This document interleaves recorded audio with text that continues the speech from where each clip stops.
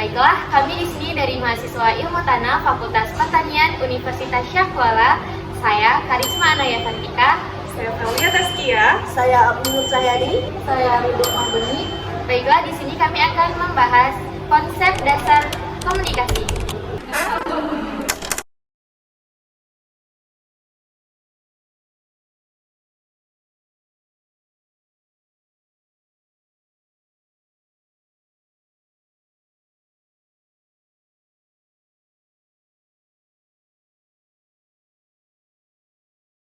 Komunikasi adalah proses pertukaran informasi, ide, perasaan, dan pikiran antara dua orang atau lebih. Proses ini melibatkan pengirim dan penerima pesan dengan tujuan menciptakan pemahaman bersama. Komunikasi terdiri dari 4 unsur penting. Yang pertama itu ada pengirim, penerima, pesan, dan media. Pengirim komunikasi adalah individu atau kelompok yang memulai komunikasi. Mereka adalah sumber dari pesan yang ingin disampaikan. Sederhananya, pengirim adalah orang yang mengirim pesan. Contohnya adalah seperti orang yang sedang berbicara, perbincangan sehari-hari, dan orang yang sedang berpidato. Jadi, bentuk-bentuk komunikasi itu ada 3. Yang pertama, komunikasi intrapersonal, yaitu satu orang saja. Yang kedua, bentuk komunikasi interpersonal, komunikasi antara 1-2 orang atau lebih. Yang ketiga, komunikasi massa, yaitu kumpulan komunikasi yang banyak. Penerima pesan adalah individu ataupun kelompok yang menerima pesan yang dikirim oleh pengirim.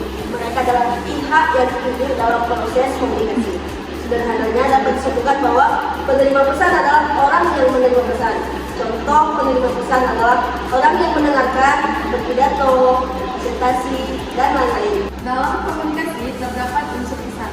Pesan adalah inti dari informasi, ide, atau makna yang ingin disampaikan kepada pengirim dan penerima. Pesan dapat berupa kata-kata, suara, ekspresi, dan gambar. Selanjutnya, dalam komunikasi terdapat unsur media. Media komunikasi adalah suatu alat ataupun perantara yang dapat digunakan untuk menyampaikan pesan dari si pengirim pesan kepada si penerima pesan. Teman-teman semua, di sini saya akan membahas tentang jenis-jenis media komunikasi. Berdasarkan salurannya, media komunikasi dibagi menjadi 2, yaitu media komunikasi verbal dan media komunikasi non-verbal. Media komunikasi verbal ini terdapat 2 jenis, yaitu komunikasi oral dan komunikasi tertulis. Sedangkan untuk media komunikasi non-verbal, itu contohnya seperti ekspresi dan bahasa tubuh.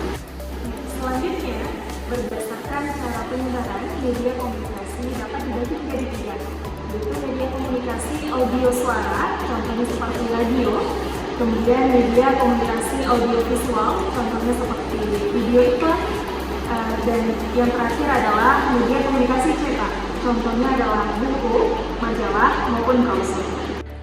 Dan yang terakhir adalah media komunikasi berdasarkan kehadiran fisik.